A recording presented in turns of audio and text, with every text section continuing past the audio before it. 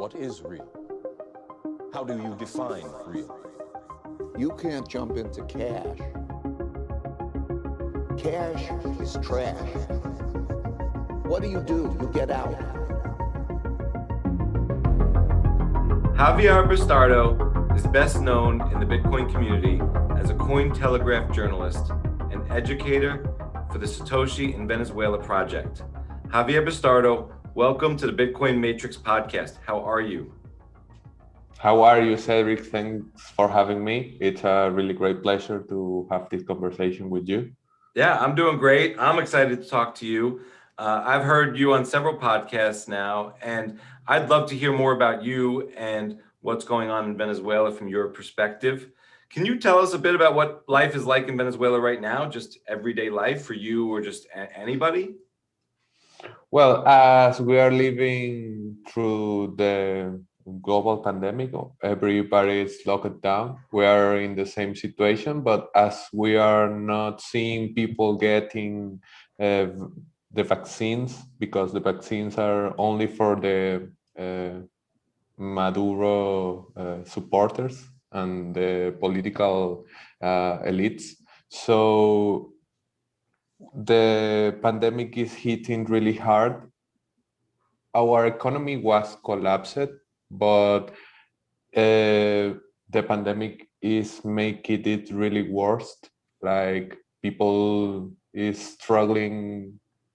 Like I need to go out to the streets, but if I go to work, they could make me go to the jail. So many people are facing this kind of shows.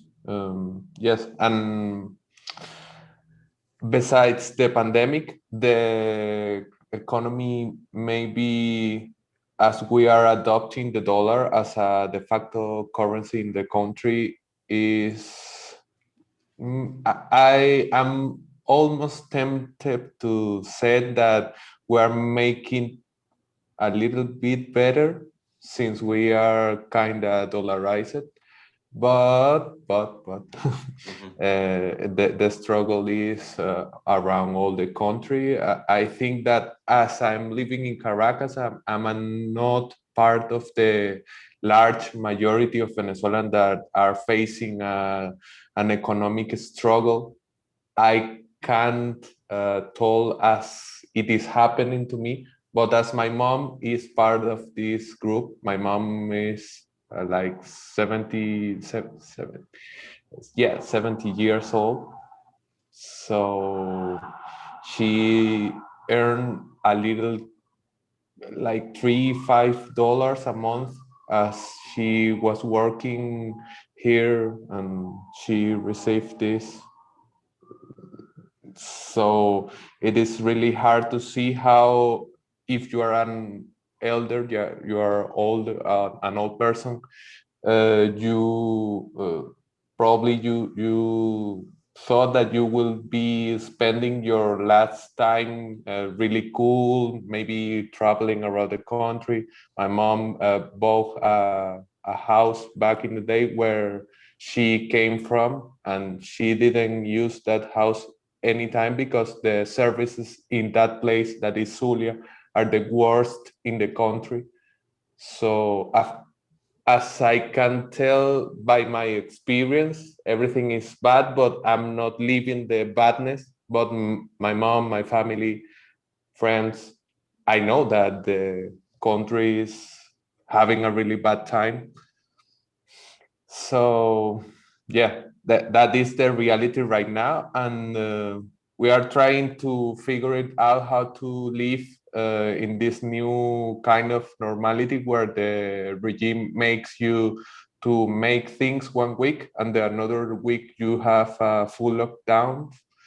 So it's really hard to see how the things are playing with the pandemic. Like the COVID fits like a ring to the regime. They have a lot more control than we have back in 2020. The situation is really hard. They could enforce any kind of measure that they want, to cover that we don't have gas, that to cover that in many cities in the inside of the country you don't have services. So it's the nightmare of a statist regime, the authoritarian regime, with working also with this pandemic narrative around. Right. What has the process of dollarization been like? Has this been an accelerated process? Is this happening in phases and kind of steps? Do you notice signals or kind of see flags around you? Okay. Today I'm not as affected as many of the Venezuelans, but back in the day when I was younger, like I was in the college, I was studying, so didn't have a lot of money. But the dollar was like really elite kind of currency. Like if the bolivar is working, I'm talking like 2008 or 29. I don't know. Maybe yes, and the dollar was not that normal back in the day, and the process was from the criminalization of having dollars to today is the currency that we are almost using every day, at least as unit of account. Okay, the process to make this, let's see, like 2010, we started to see some kind of inflation. The bolivar is losing its relation with the dollar.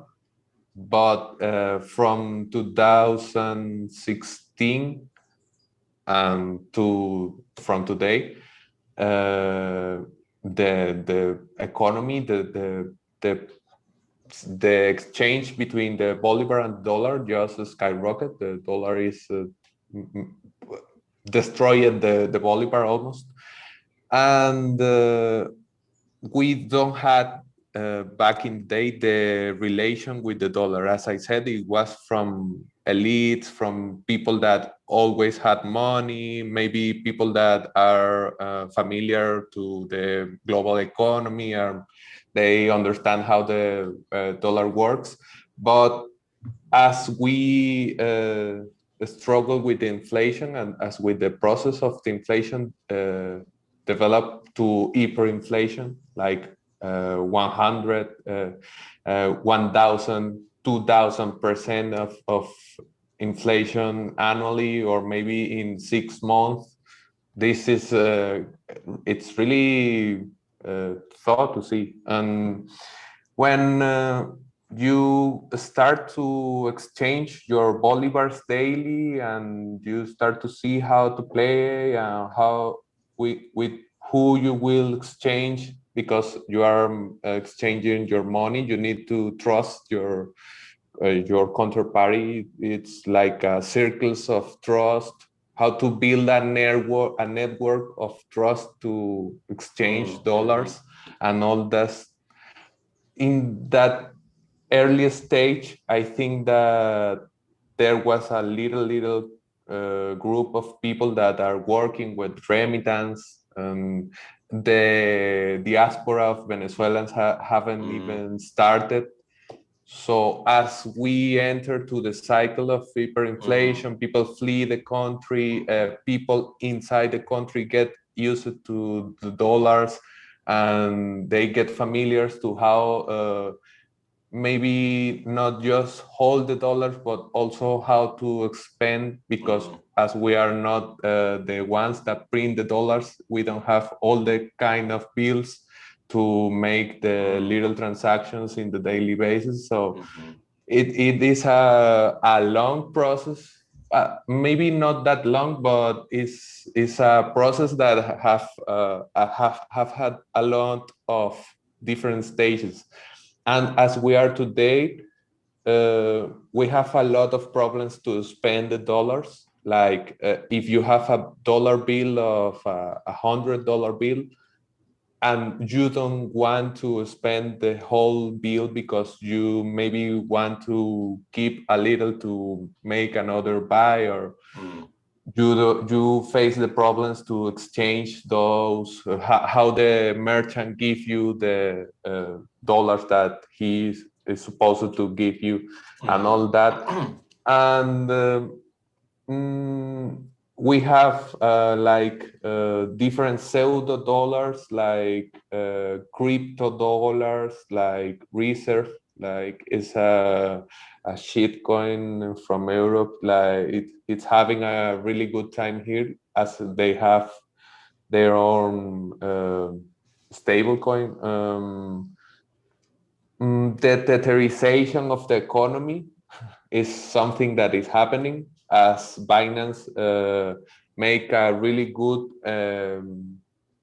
enter through the Venezuelan market, and they offering these products with no fees. Like, they were pretty similar as what the people are using in the traditional markets, like Cele, that is a thing that is from the US, but it's really popular here. So as we are facing the problems of jumping from the dollar as a store of value to go to the streets and spend it, we are looking to these all other solutions, value, PayPal. We have the competitions of the best dollar, because the people really want dollars. Maybe we can make the case of Bitcoin as a store of value. I understand it. I live through this kind of standard, but it's my case. The majority of people wants dollars, right, and understand the store of value problem solved only by dollars. So if you can create like a kind of pseudo dollar, a kind of stable coin, anything that relates to the dollar, you will be able to get a little attention at least. So the de facto dollarization is happening mainly in the transactional economy. We don't have we have little bank accounts in dollars, but the average Venezuela didn't trust the banks, so it's like not having them, and it is problematic to use these dollars in the banks because they don't have a compensation camera in the central bank that could make well, okay, we can all make payments between the different banks in the dollar accounts, but we are facing the problems of adapt or adopt a currency that is not the currency of our country. And the main problem is that the regime, that the government that is supposed to maybe make this easier, they don't see like want to dollarize the economy at all. The Bolivar is really good to them to control the people, to even money laundering through Bolivar, dollars, petro. You have this kind of structure of money laundering.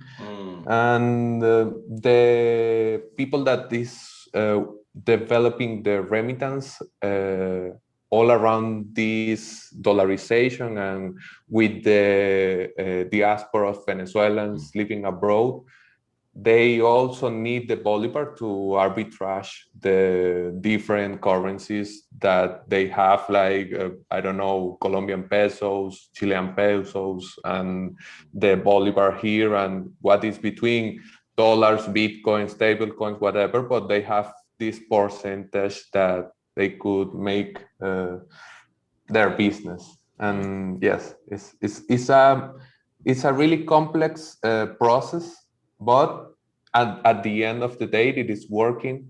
The people is as I said at the beginning, maybe it is really weird to say this, but we are having maybe a kind of better times with the dollarization, because it is a hardest currency against the Bolivar, of course, and to adapt better money in the daily economy seems to help the people. But we have really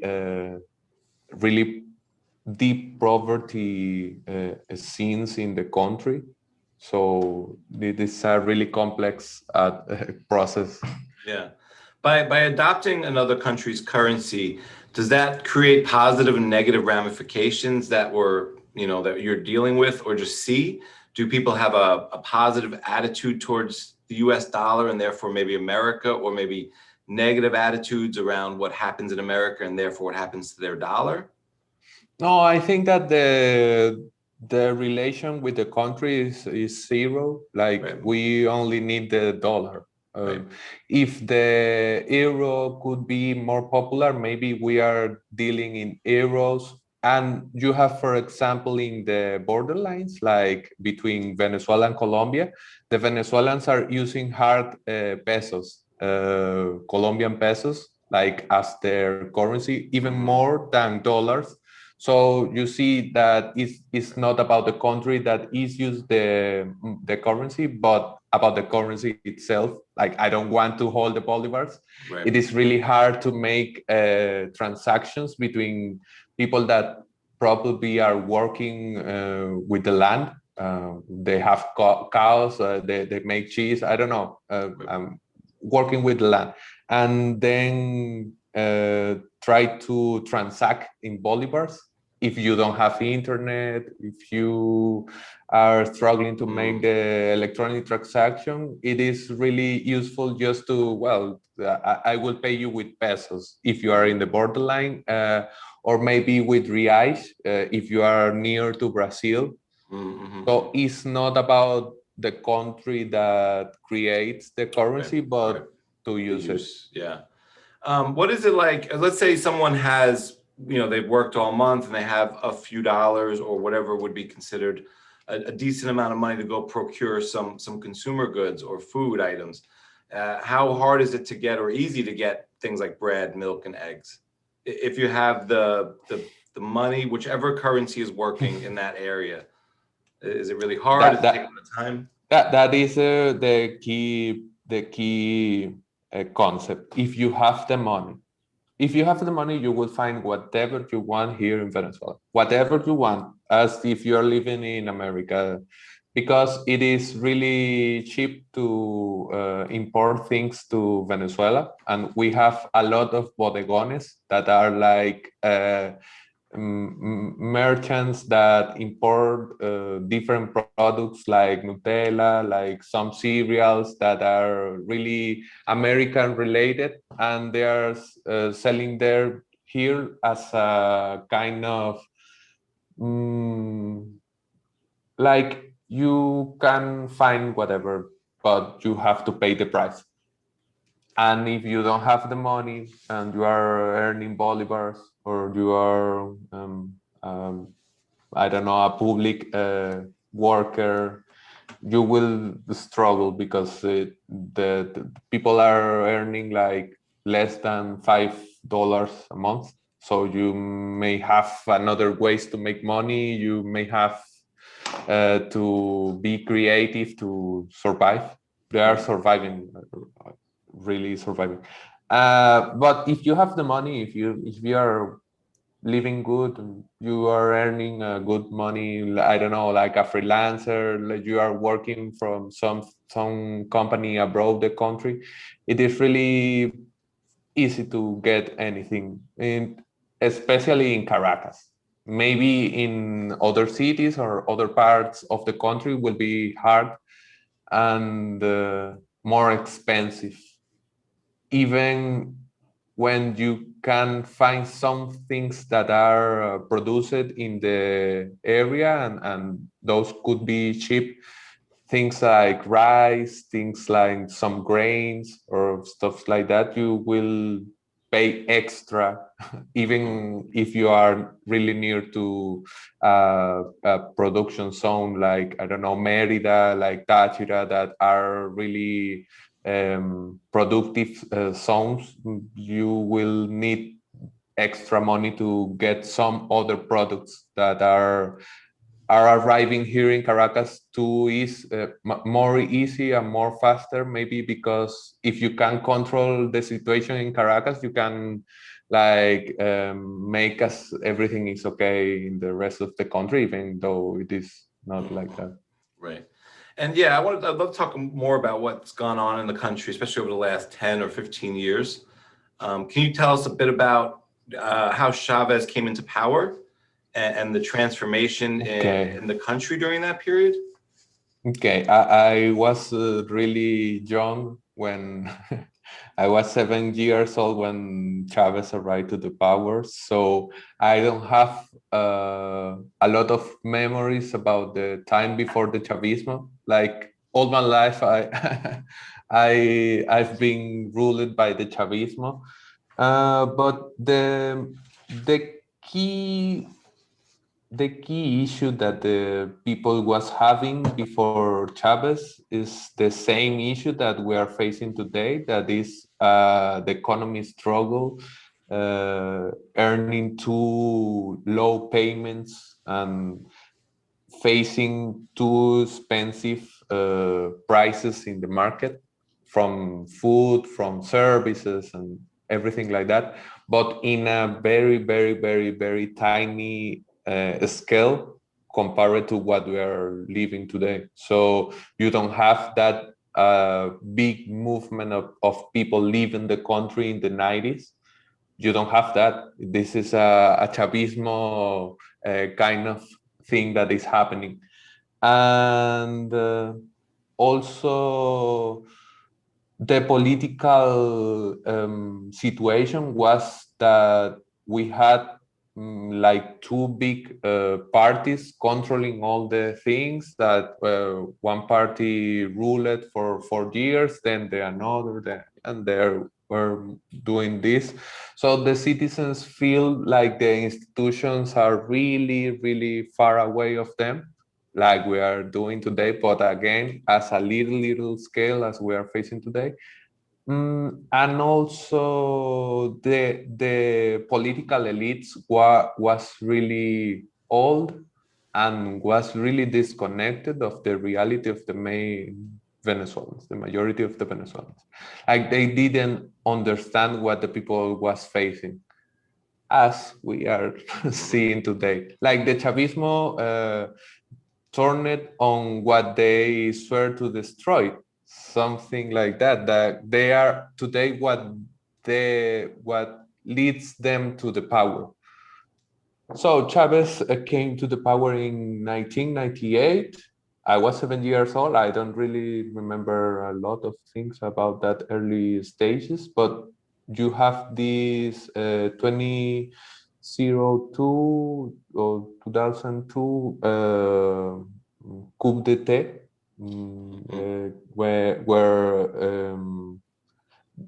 Chavez was kept off the power, but he returned. And after that, we simply go through the shit, because he understood like he can't handle many of the elites of the military, many of the elite related to the oil production, to PDVSA, etc., etc. So he radicalized it and changed everything. And the other key factor was when the opposition of the Chavismo left the Congress. They left the Congress to the Chavismo. Yeah, you can do whatever you want with that. And they did whatever they want. So they make legal many of the things that drive us to the thing that we're facing today. So that was when Chavez was alive. I think that there are other things that could be like important to the story, but I think that the next one is the death of Chavez. When he died, we thought that maybe we can get rid of the Chavismo, but that was very naive. Like They was really prepared to the case if Chavez died. As he passed, Maduro was like the chosen one of the Chavismo. Like Chavez said that you have to vote for this guy, and people voted for him. And then he's not like a politician, like you can say, well, he had experience in, I don't know, that he was just chosen by the big guy before him. And well, after that, the country, I always say that Chavez is the origin of all this destruction, but he passed it, so he didn't face all this shit. But it was inevitable that this we were lead to this present, even if Chavez is or not the president. So Maduro is just maybe a scapegoat. Like, yeah, we can blame him because, yeah, he's the one that is there, but this was inevitable to have this destruction in the country. And he's not a little about leave the power. They already spent too much time in power. Like, they don't understand how to be without the power, and are not about to leave the power in any time soon. The control of the institutions, the voting system, the security, the mobility, everything. The Chavismo has the full control of everything in the country. So it's like the last phase of their strategy. They have full control of everything. Like I said, after the coup, they moved to a more radical position. That is what we're facing today. We don't have a real opposition. The leaders, the political leaders that maybe are trying to really face the Chavismo, that are not co-opted, will be in jail or simply flee the country before go to the jail. So we are like alone with this band of bandits. Yeah. So in terms of these two figures, and I'm not well versed in either one's history and what's happened in your country. I'm trying to learn here, but I do hear some things, and I just assume it's filtered or whatnot. But is Maduro sort of the passing of the torch from Chavez in the sense that they're just carrying on the same playbook, or is Maduro a better or worse? When I use better or worse here, in terms of their goal for control, is he more of an effective leader at seizing control, or a less effective leader at seizing control?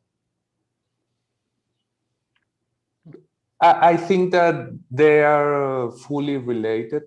Like, they were looking on the same goal, because the narrative around the Chavismo is like rich guys are fucking the poor guys, so we are here to save the poor guy and to govern to them and help them to evolve and control the markets to help the poor guy and all that.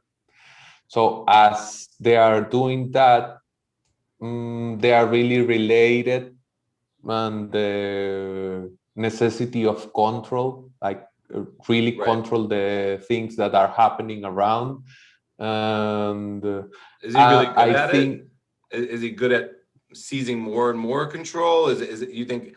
I don't know what how old he is. Do you think this is an extended? Does he have a chance for an extended reign? Or do you see power slipping away due to ineptitude?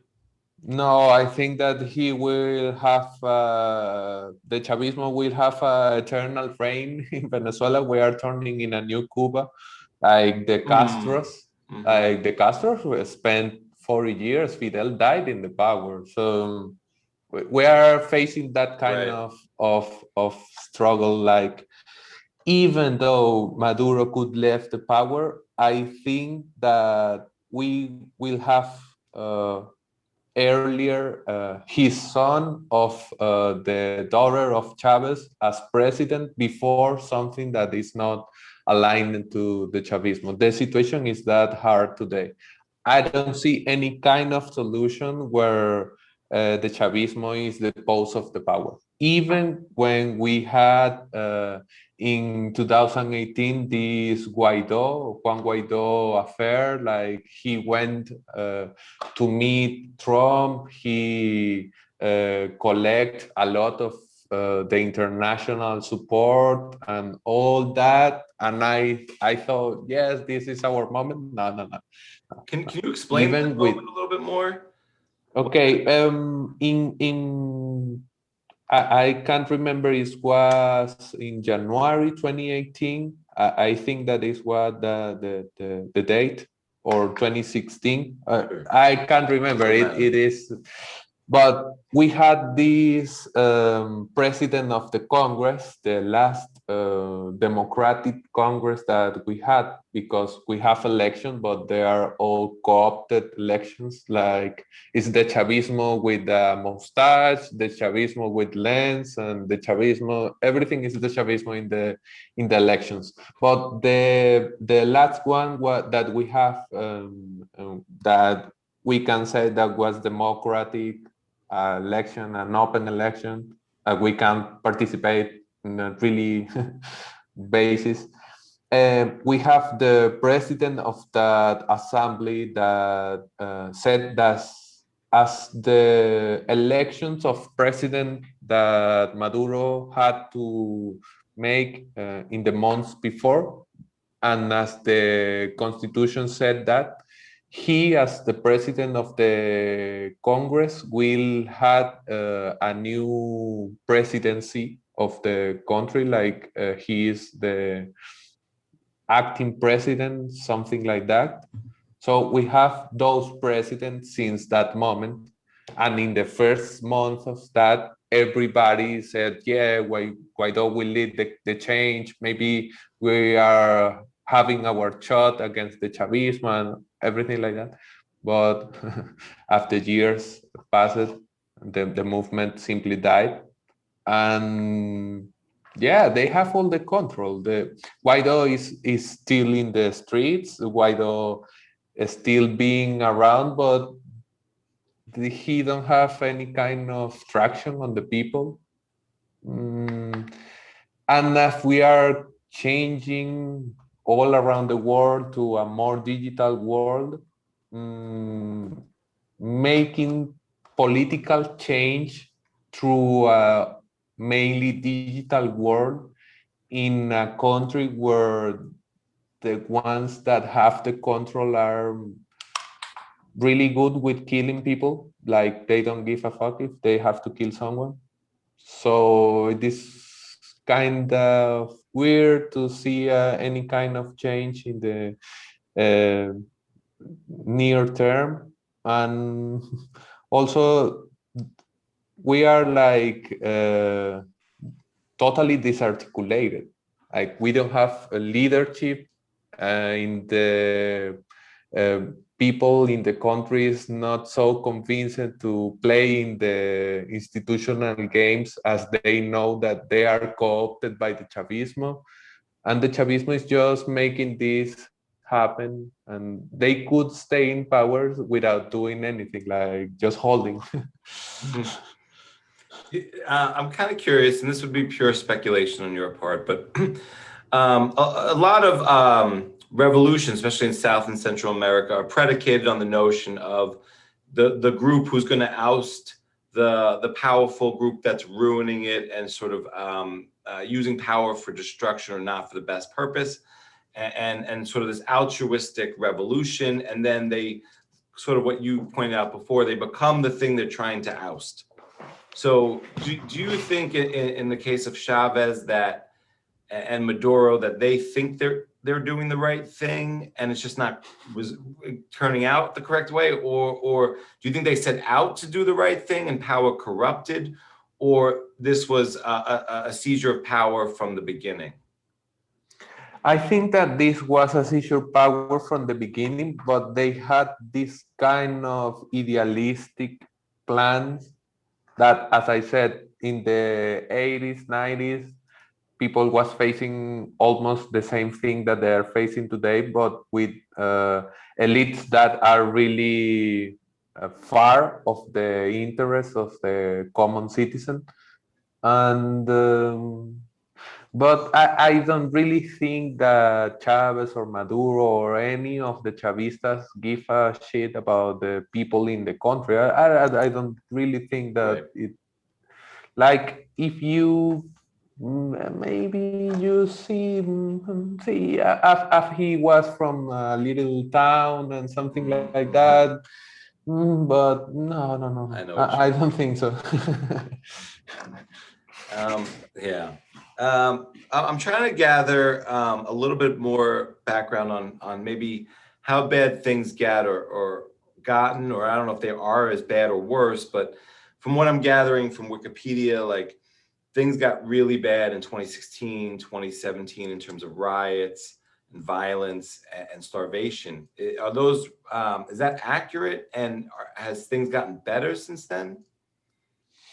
Yeah, I think that the worst year for many of the Venezuelans was that 2016, because we we have two things happening, like the destruction of the currency, like the destruction of the individual economy, but also the lack of products in the market, like the prices goes really up as yes, as part of this combination of the two things. And also we had like gas shortages, like problems with services, but really bad problems in that moment. And also there was not as big as it is today, the dollarization. There was no, back in the day, the dollar was not that common. So yes, I totally agree. We also had some riots, people closing their own urbanization, their own the zones near their homes, and try to make pressures to that's the problem. Why are you doing this? What is the plan? What are the articulated things that we are going to do to make this a part of something bigger? That never existed. But yes, I totally agree. I had to be careful for where I'm going in that moment. Like, even in Caracas, where are you going? Because in some places there was closed, the people was in control, and people was crushing or fighting with the police, the Guardia Nacional. So they had this, yeah, like this big the last big riot that we had, because as the pandemic take the whole control, everything is digital. It is really difficult to articulate something to make a change, like a change that in in some moment will lead to violence, because I don't see the Chavismo leaving the power peaceful. So it is really hard to articulate something like that only from the digital world. And that was the last moment when we saw what was needed, or what is needed to overtake the control again. Yeah, that it is accurate. And after that, even when the hyperinflation gets worse, You have this kind of like better situation because you can find the products. If you have the money, you can pay them. If you have the money to pay a good internet connection, you will have it. Those things lacks in back in 2016. Yeah. I'm kind of curious here on two points, and one, do you think there were human rights violations during those years? And my other question, and I'm not advocating for state-on-state violence of any kind, but do Venezuelans, and I'm not asking you to speak for yourself solely, but and not to speculate on behalf of others, but do you think Venezuelans wish the world would get involved in what's going on as Venezuela, or as a Venezuelan, are you happy the world is less involved, and even though things are bad, you should figure it out on your own? I'm trying to sort through that. Can you repeat me the first part of the So question? the first one is, were there human rights violations? Okay, yes. So were there things that were done that, the world shouldn't stand by on? The Chavismo is a regime that is systematic human rights violator. This is not a thing that happened once. No, this is happening today. There are people that are spending time in jail because of a tweet. There are people that are spending time in jail without without having visits of their families or friends. There are people that simply died in some strange circumstances, like, whoa, he died. Oh, amazing. There are tortures. There are a lot of systematic violation of human rights. So we are facing one of the worst situation of the institutions in Venezuela. Like, it's not only the economic collapse of the whole country, it's also the lack of freedom and also the continued and systematical human rights violation. This is part of the everyday in the country. Recently, we have this embargo against El Nacional, that is the oldest newspaper in Venezuela, and they embargoed their main building, their main house, the main place, because of something related to the honor of Diosdado Cabello, because El Nacional published a piece that was originally published by El País, that is a Spanish newspaper, and because of that history that turned it out to be inaccurate, they embargoed the El Nacional. So we don't have freedom of press. You don't have many many speech or press freedom. You don't have the right to protest because we have something that is the hate law, the la ley del odio, that was right to criminalize the protests. So they have full control over any action that you can make as a citizen, and also you have the menace. You could, like, if you go to the streets and protest because you don't have water, you could go to the jail, and if you are jailed in these conditions, you probably will spend months waiting for a trial because they don't have how to make this happen. But as they have the hate law, they can make you through the jail. So we are facing many different ways of human rights violations. We have people that are working with NGOs that are trying to help people in critical situation, that are trying to help the elders, adults, that they don't have the way to maintain themselves. And those people were jailed too, just because they were helping the people and they are doing a work that is supposed to be done by the state. So yes, we have a really bad situation in human rights, in the human rights area. And also about if I want the international, the other countries around the world involved.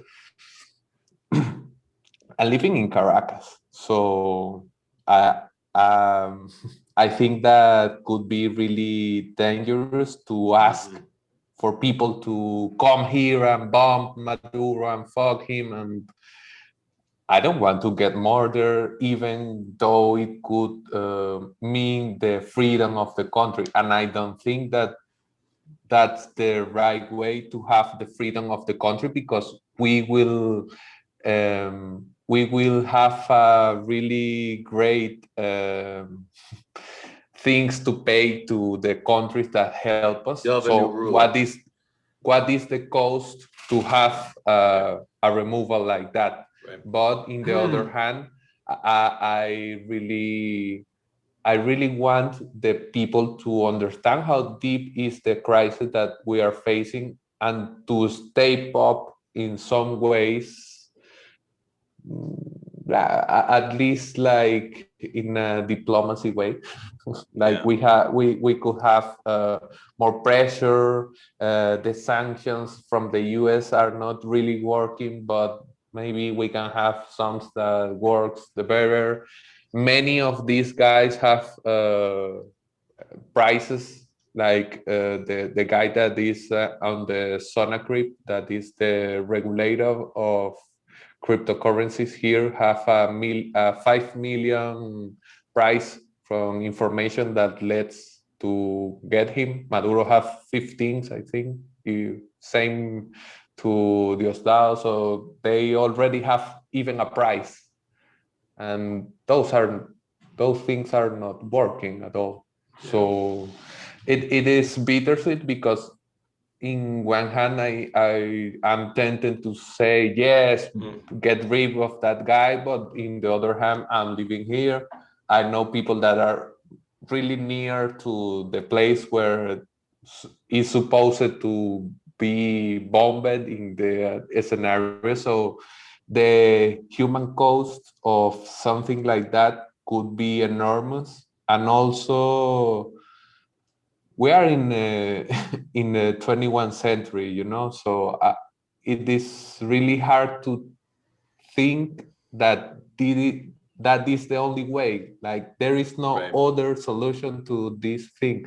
Well, after some years trying to figure it out another way, it seems like it could be the most effective. We don't have other choices. And if we try to go through the democratic path, all the institutions are co-opted.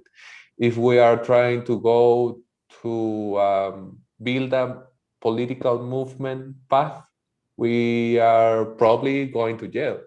Like, I could make a Bitcoiner party and maybe start to talk about freedom and make a new liberal party, something like that. That could probably lead me to the jail. So why I will bother to do that? Let's say you had a friend come over, or you go over a friend's house and you just have a meal together, not a big party, nothing official. Do these kind of conversations happen in private with your friends about, like, will things get better? Do we want things to get better? Or do you just, everyone talks about this stuff? I think that everybody just is used to this shit. Like, it's hard to see that you don't have any other choice. Like, it is really hard to see that there are any kind of leader around that could help to make a change.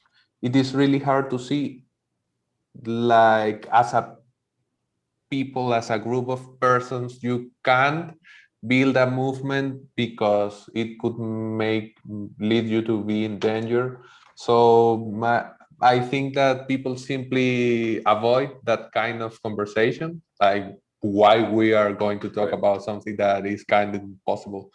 Is it a form of self-censorship in that regard, and a win for the powers to be? Because I people, think that more than censorship, the auto-censorship that could be, it's more like I want to simply live. Like right, it is bigger than me. What can I do? So we're in that stage, like the citizens didn't really see that they have any kind of powers. right. I'm kind of curious. We were talking about the embargo before on the press. Do you deal with a lot of propaganda, or what you feel is very, very overtly propaganda? I left to read Venezuelan press or anything like that because they are full of propaganda. If you live in a country that is as polarized as is Venezuela right now, you will probably see some news that are related to one party and news that are related to the other. But where is the truth in that? You will never know. I stopped to read them. Like my main source of news is Twitter, and you don't have to spend the time to see, yeah, these are aligned with the regime or these are pro oppositions. What But about? the main problem with the embargo to El Nacional is like that was one of the last. I think that we have like five uh, more media like could be considered open to talk against the Chavismo, but this was the oldest one, and also the way that they're solving that issue that is linked to the honor of Diosdado is like, oh, holy shit. They are doing this like killing the enemy. Like, I don't like that guy, so kill him. Right. If I were to visit the country, would I need to take? Would I be able to fly in? Would there be a preferred method of entering the country? Would I need to take extra precautions as just a normal traveler? Someone.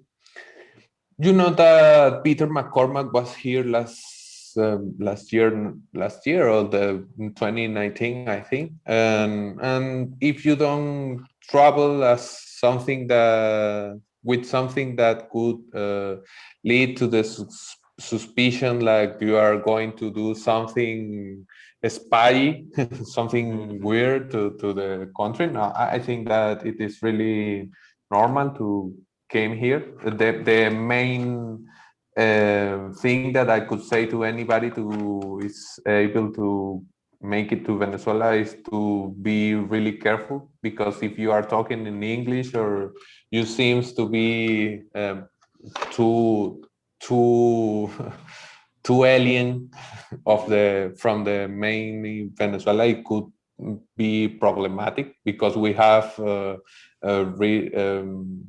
we have I don't know how to say ladrones. ¿Cómo se dirá ladrón? Thieves. We have a lot of thieves. Like, yeah, it could be problematic to game without knowing anybody in the country. Like, if you know somebody, like, could help you to be in a good place and could help you to make some visit to some places, it's really okay. But by your own, I don't recommend it. Yeah.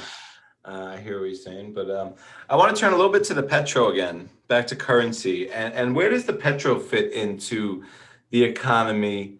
And I'm just going to preface that with, when it was launched, I expected it to fall flat on its face. So I just want to know where it is, what its role is right now, how do people treat it, and maybe compare it to the bolivar. Give me a moment. Yep. My cell is almost dying.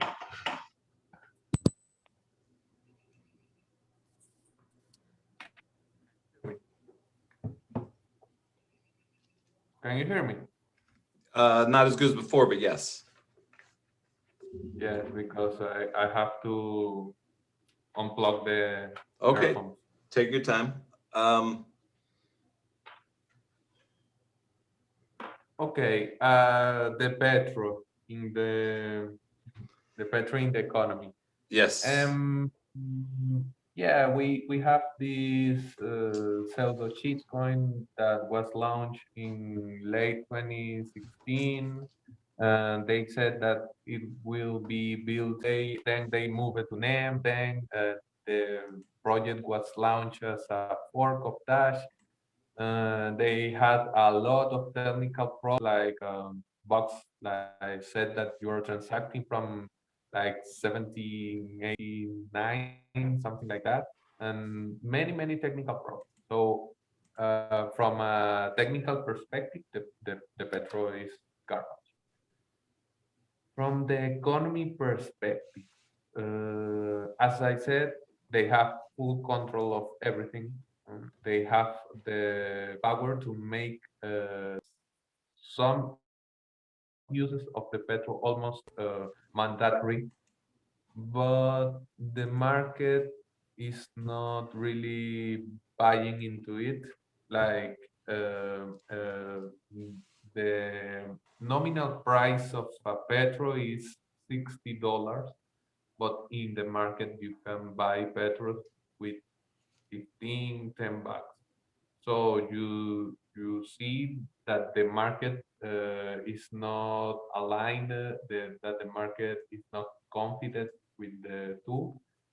And as they almost had that in their hands without any kind of useful way to spend them, they are they are fucking the workers because they paying bonuses to the people with petrol.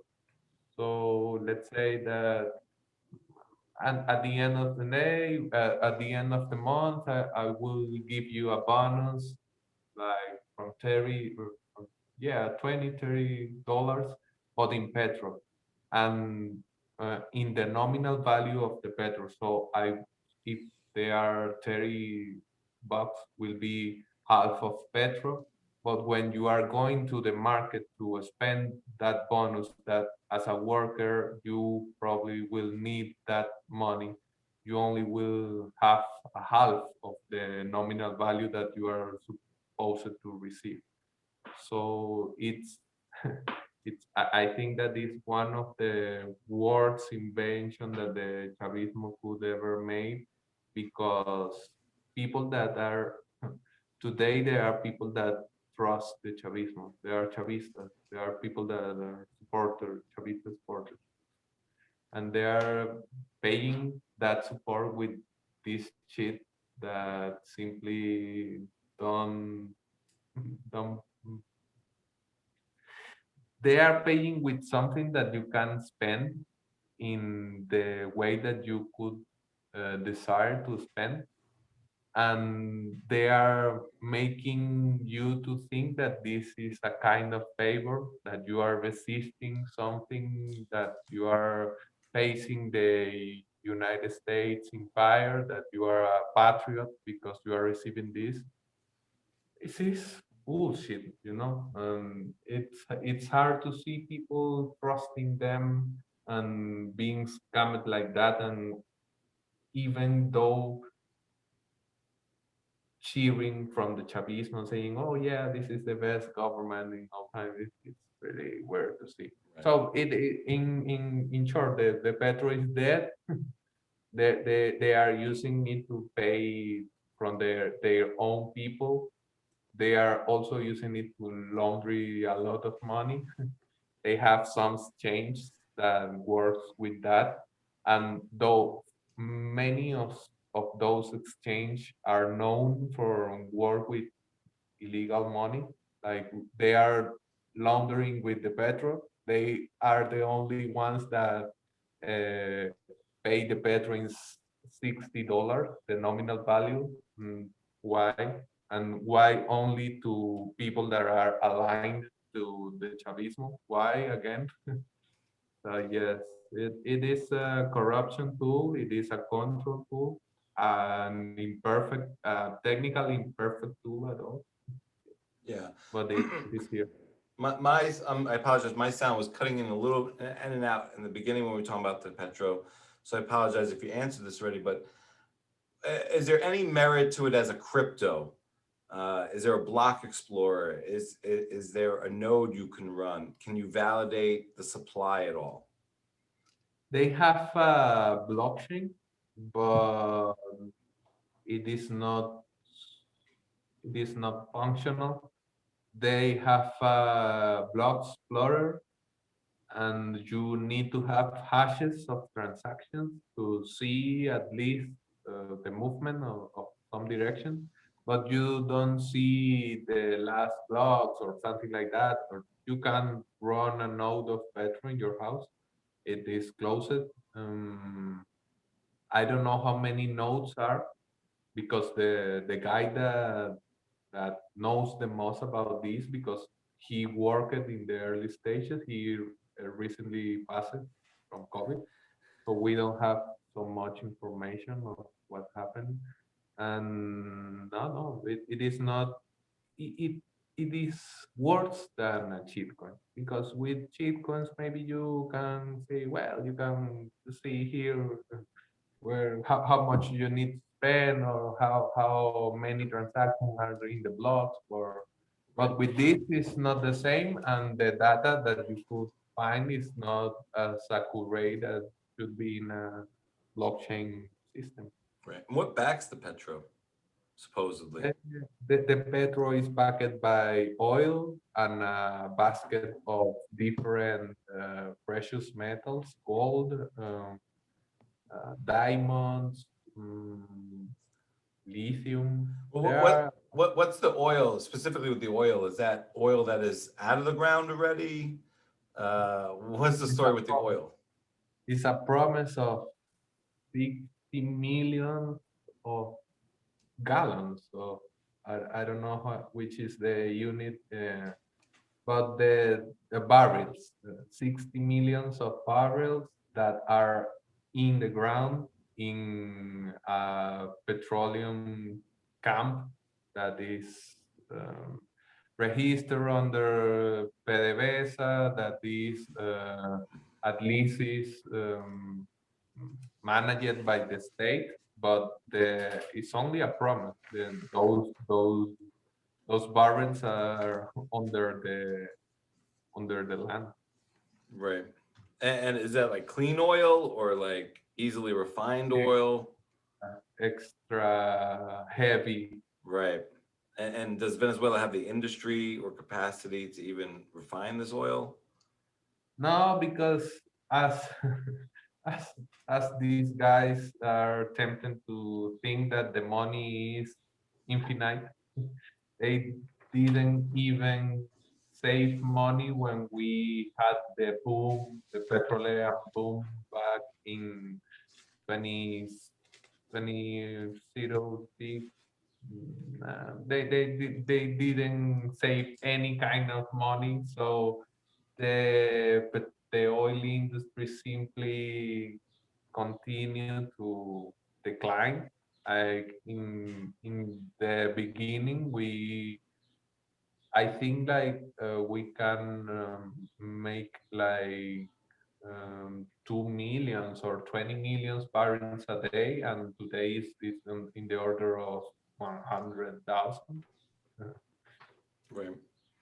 Well, I would like to turn to Bitcoin a bit, and just hear more about how did you find Bitcoin, and if you could tell us a little bit about how you found Bitcoin, and we can go from there. But I'd love to hear your rabbit hole story. Okay. I was looking for a new job at 2016. Like I was figuring out how to survive the inflation that was rising in that moment. And I made I make a contact with some in cryptonoticias.com, that is a website in Spanish about cryptocurrency news. And I started with them in January of 2017, before the bull run, the previous bull run. So I saw all the room in that moment. And I started there writing about all the space, not only about Bitcoin, but also about cryptos, about ICOs, about blockchain, blah, blah, blah. I started to earn Bitcoin because of that work in like October, November of 2017. And that changed it all. Like when I started to earn Bitcoin, I started to understand what the hell I was working all those months. Like it is different to report something in a kind of aseptic work, an aseptic way, like uh, write about something that you are trying to just see with objectivity, this kind of journalist lens that I'm philosopher. My background is in philosophy, so I'm not that sell to this idea of the accepted and objectivity of the journalism. But in the start, I was doing my work in that way. But when I started to earn Bitcoin, that changed everything. Like I started to understand the importance of something like Bitcoin. Like I am in Venezuela, and many ways of receive money from the outside world could be difficult to cash out here. But with Bitcoin, you don't have that problem because it is really liquid in this market. And the other thing that made me realize that Bitcoin is what it is important was the start of the bear market. Like in 2016, I was making PRs to Dentacoin, to even Binance, many projects that was just launching, and I was reading their white papers. Not that was not like I'm just reporting on this. No, I was reading information about them, trying to figure it out what is the product, trying to making the case to write a good PR. Like if you are doing something, even is that kind of work, do it good. And in 2018, when we start to see those projects die, was really game changer to me, because I was really sold to the idea of the necessity of decentralize many things, like make everything decentralized through to blockchain, using smart contracts to help the poor people and help the gun controls, the climate change, etc., because back in 2017, that was the cool movement. But in 2018, when I started to see those projects died, I was like, what's happening here? What's happening? Why everything is dying, just dying? Yeah, because it is really difficult to create something that disruptive just with a kind of technology that you don't really understand. This could be blockchain in that moment. So I started to focus more and more in Bitcoin. I start to avoid interview people of shitcoin space because they are only here to sell you something or to make friends in the media business or stuff like that. I stopped to be to relate to join them, to talk them, etc. And in early 2019, I was a maximalist from that movement. Mm, I started to write with Cointelegraph too. I had a problem with the people in Crypto Noticias because they said that I have interest conflict. I was in two big papers, so I have to choose. And I stayed in Cointelegraph and started Satoshi in Venezuela, Bitcoin only project, educational project in October of 2019 with support of Blockstream, Bull Bitcoin, Samurai Wallet. We had a lot of friends in that moment, Len.io. And like the start of 2020, I stopped to write about Bitcoin with Cointelegraph because I was writing only opinions columns, like a pundit, and I started to focus more in Satoshi in Venezuela. Yeah, that almost all my rabbit hole journey, and I think that I had a special way to enter this scene because I didn't make it through the market. I'm never traded. Like I couldn't make two trades in all my time in Bitcoin. I don't was because of the money, because I was working, so I was paying to report the things that are looking. And at the end, I was sold in Bitcoin because it solved something to me. Like I need to earn the money that I was earning through something that I can cash out here. That was the main impulse in the beginning.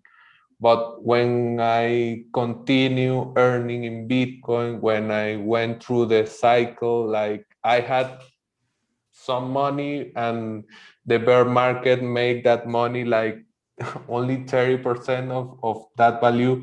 To understand that, to make me comfortable to that volatility, even though you have the Bolivar volatility that makes the Bitcoin volatility like, yeah, a baby game.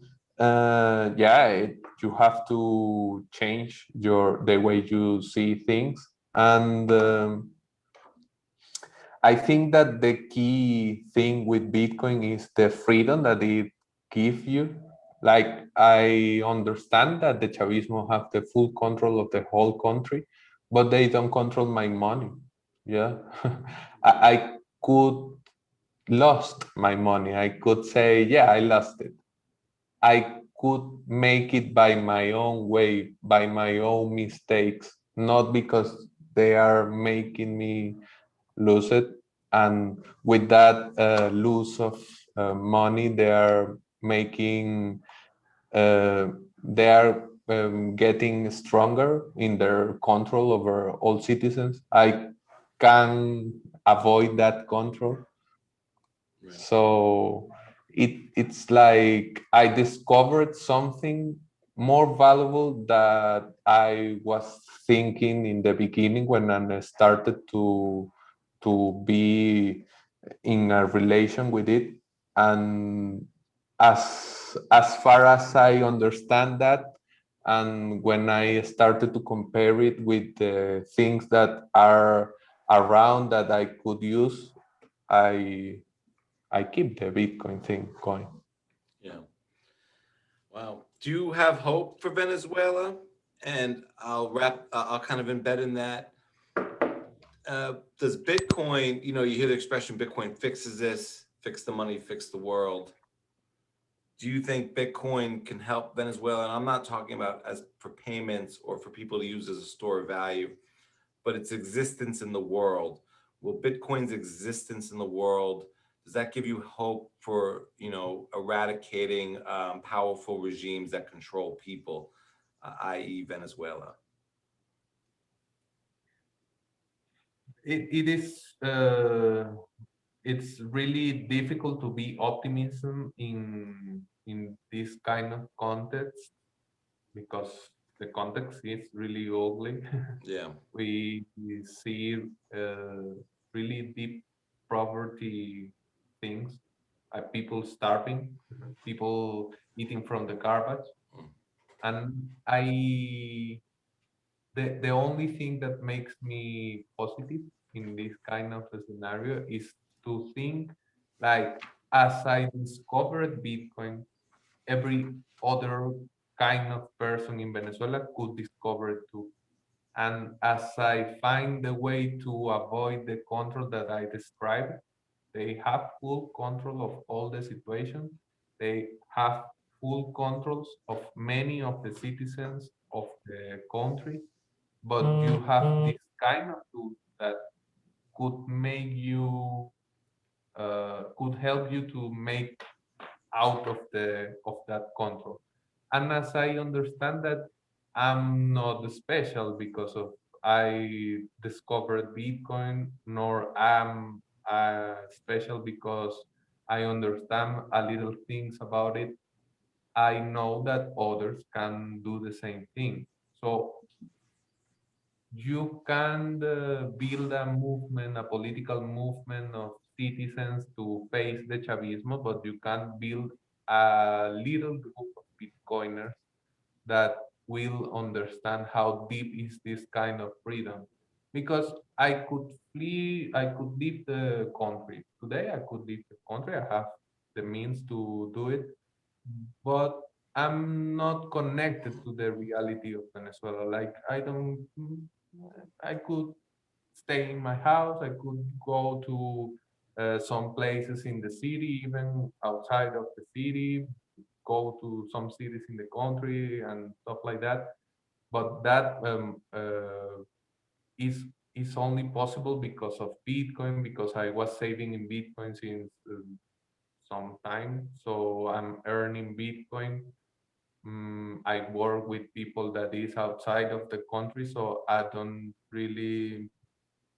I'm not really related to what's happening in the country. So it's hard to see people struggling, knowing that they could be better if they take the time to understand what is Bitcoin, take the time to save some sats, or maybe to change their own perception of what's happening with this kind of money, that you understand that uh, they can keep printing bolivars, but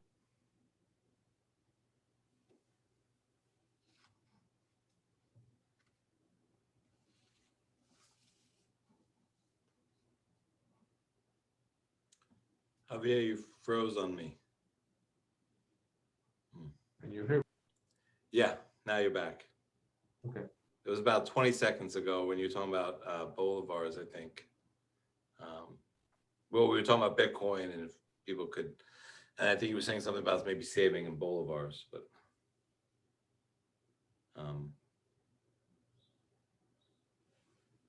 Okay, well, no, it is really different when you understand that you could be in a context like this of destruction, of hyperinflation, but you can use a monetary system that could not be affected by the same things. Like they could not print more Bitcoin, they could not dilute the value that you're saving through the time, through your work, just because they understand that they will control better if you starve, if they make your money worthless. So these kinds of problems that are all linked to how the state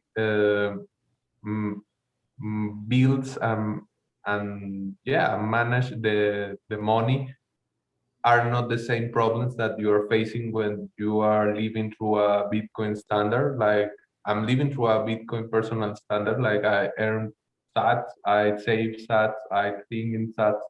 Mm, and that's not because I'm a kind of a special Venezuelan. Everybody could do the same thing. And we have the process of dollarization that we discussed early. You can see the same process of monetization of the dollar in Venezuela with Bitcoin globally. Like Bitcoin is moving through a pace where it was criminalized, it was only linked to illicit uses, and then it moved to a more normal way to understand it. And now you have Michael Saylor and people like he buying it. The same things that we saw with the dollar, it was criminalized, people saving only and not spending, and now today we are all spending in dollars. We have many things to better understand how to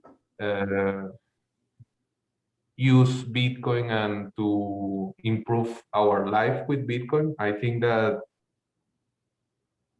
I hope people discover as I did, and that's why I'm doing Satoshi Venezuela. Like if someone listen to what we're doing there and they have some questions and we can help them to make it to Bitcoin.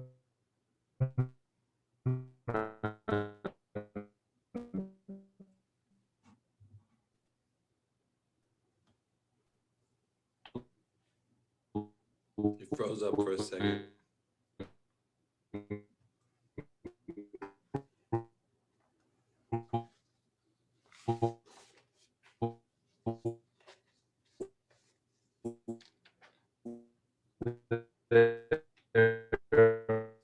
Online.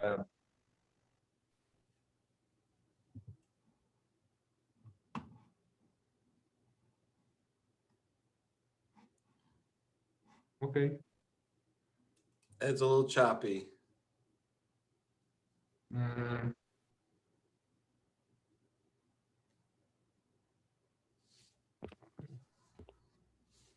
And now, you hear me better? Yes, without me?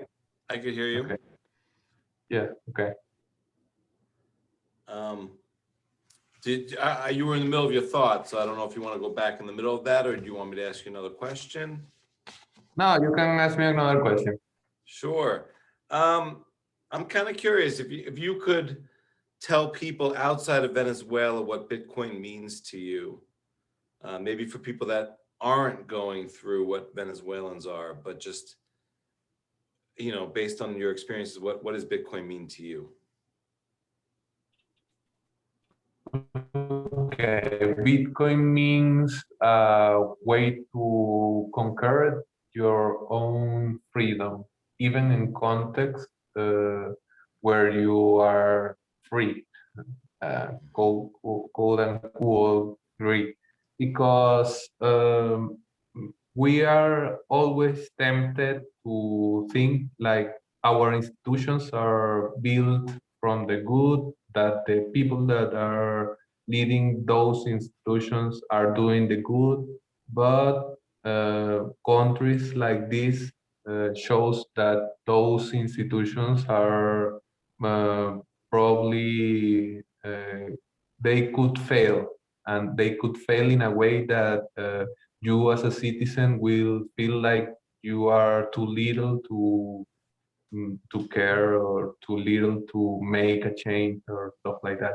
So Bitcoin give you a way to opt out of those institutions, and every country could become a Venezuela. We are just an example of how the fiat model of economy and currency could collapse.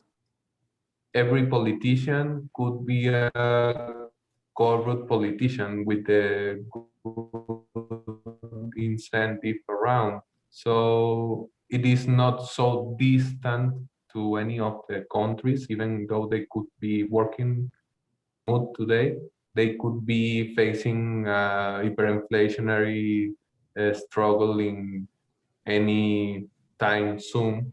And also, if you are living in a country like this, where you have a tyrannical regime around, where you have you feel alone like citizen, like you don't have any kind of power. Well, this gave you again that power of being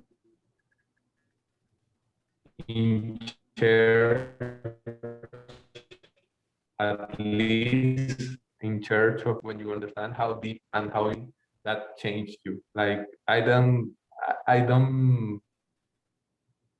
I think that I don't feel like I could leave others to control my money again. Like I understand how deep and important that control could be to make me make things or to make me feel things or whatever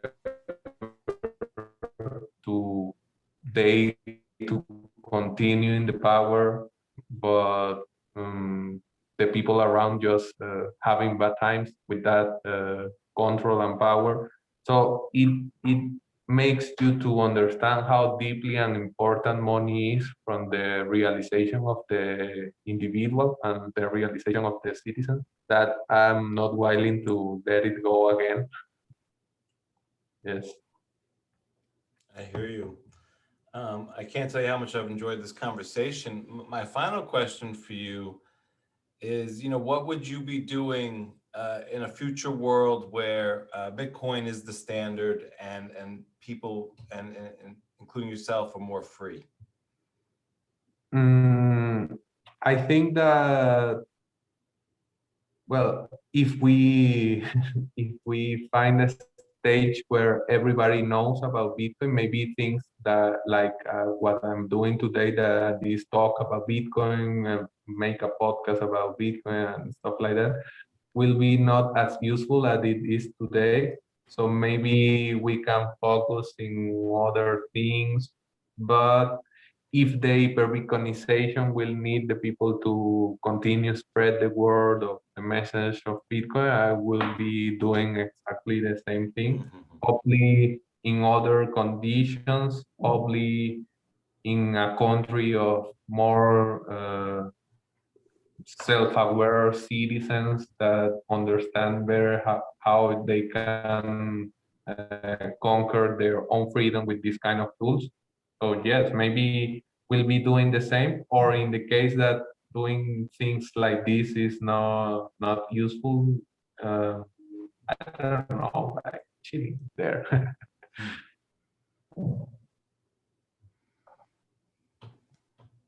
Can you hear me? Yes. Yeah. Okay. Yeah.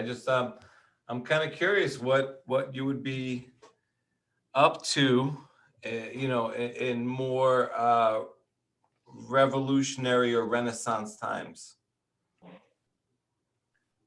I don't know. I think that if one could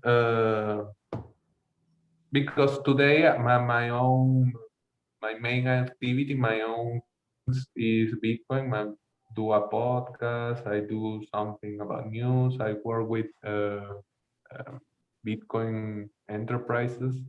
Mm. So today all is Bitcoin, but in a more Bitcoinized world, I I'm tempted to see me driving through the Bitcoin philosophy. Maybe I could make a philosophical case of Bitcoin. Is there a piece of Venezuelan wisdom, maybe from more free times that you would wish you could share with the rest of the world? Well, that every country could face something like this, and as soon as you start to see your president of the people of the political elite flirting with some kind of authoritarian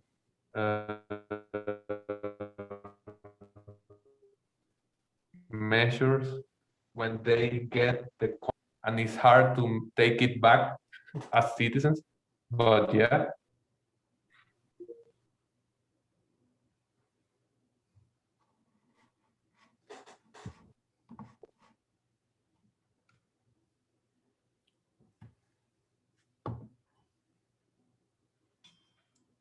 Yeah, can you hear me? You got a little choppy there in the end. Our connection isn't so great at the moment. Yes. Should I repeat? Can you hear me good now?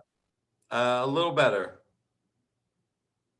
Okay, but taking in mind that every country could be like this, and as far as you see some of your governments or some of your political elites flirting with the authoritarianism, take care, be aware, because the control that they could win, the control that they could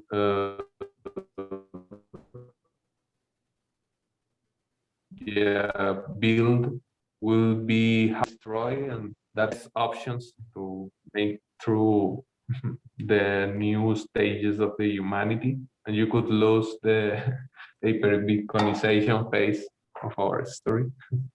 Right. Well, Javier, I really enjoyed this conversation.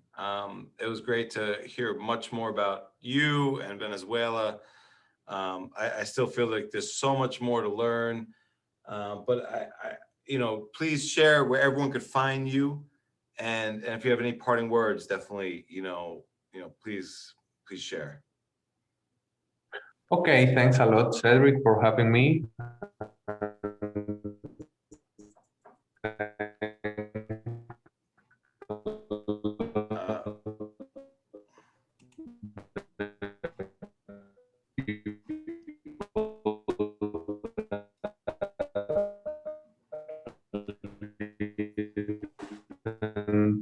You can find me on Twitter, is with an I, Crypto Bastardo, and also you can find Satoshi in Venezuela on Twitter at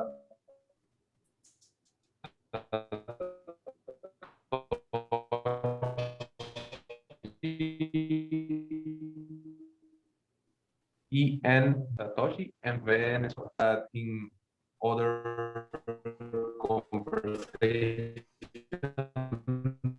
that we could have, I have new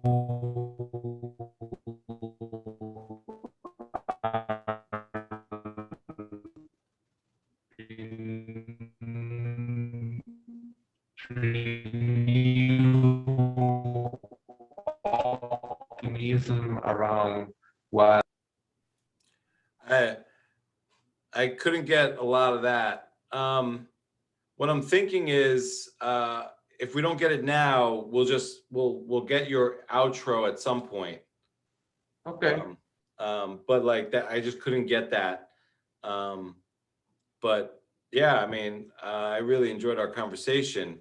I do want to get the outro, and we'll definitely do that. If not today, tomorrow or the next day. But yeah, did I miss anything though?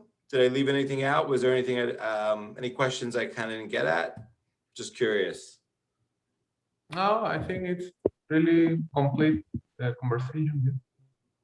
Okay. I wish we got to spend a little bit more time on Bitcoin. In terms of organically, I mean, I was really interested in Venezuela and everything going on. So, we can get back at it sometime to go more into Bitcoin. But we definitely got to get the outro at some point. I don't know if you can hear me, and you froze up on my side.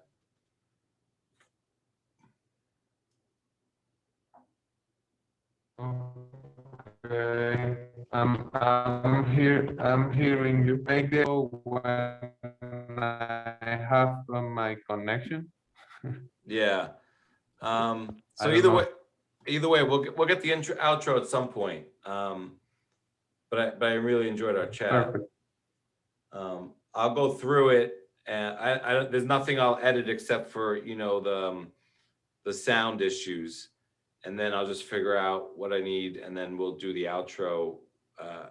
Hopefully real soon, if not today, tomorrow, or the next day. Okay.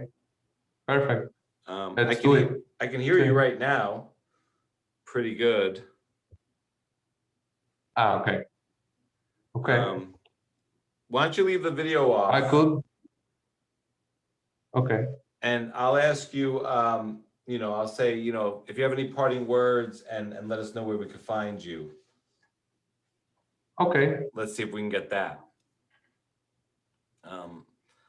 Javier, this has been an incredible chat. I've enjoyed this immensely. Can you let everyone know where they can find you, if you have any parting words? Yes. And thanks a lot for having me, Cedric, and to the people that listen this. And you can find me on Twitter. I'm there at Crypto Bastardo. But instead of a Y, you should put an I because it is in Spanish. And also you can find Satoshi in Venezuela that at Satoshi ENVCLA. And thanks a lot for having me. It was a really great conversation. I hope that we can chat in other moment with more positive things to say about the Venezuelan reality, and hope that the people that listen to this and are curious about what is happening in Venezuela would find this conversation useful. If you have any questions about what we talked here, you can reach me, and happy to talk to you too. Awesome, man. Thank you so much, Javier. This has been so dope. Javier Bastardo on BTC, hyperinflation, dollarization, and the crisis in Venezuela, right here on the Bitcoin Matrix podcast. And thanks for listening. If you're going to be in Miami for the Bitcoin 2021 conference this weekend, hit me up in my DMs or just say hi in person and we can shoot the shit about Bitcoin. In the meantime, keep learning, keep stacking, keep going, and keep your head in the game. It should be a fun one. This is Cedric. Peace.